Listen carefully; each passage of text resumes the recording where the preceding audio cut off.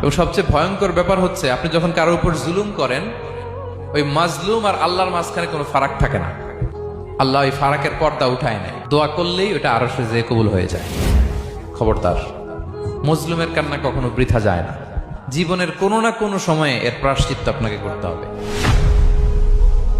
জীবনের কোনো না কোনো সময়ে এর প্রায়শ্চিত্ত করে আপনাকে মরতে হবে। বদদোয়া করছে, ডাইরেক্ট কবুল। খবরদার আমার পেনাঙ্গের ভাইয়েরা, আমরা যেন জালিম না হই।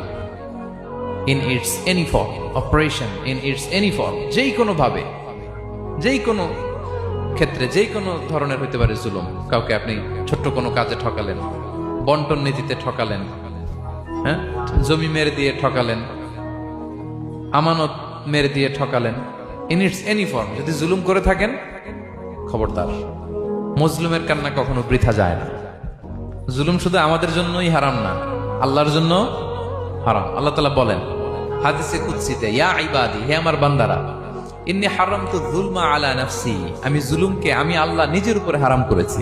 ওয়া জাআলতুহু বাইনাকুম মুহাররামা, এবং এই জুলুমকে তোমাদের উপর হারাম করেছি। ফালা তাযালামু, তোমরা একে অপরের উপর জুলুম করো না।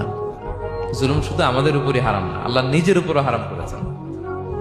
তাহলে জুলুমের সাথে কি মুমিনের কোনো সম্পর্ক থাকতে পারে? পারে না।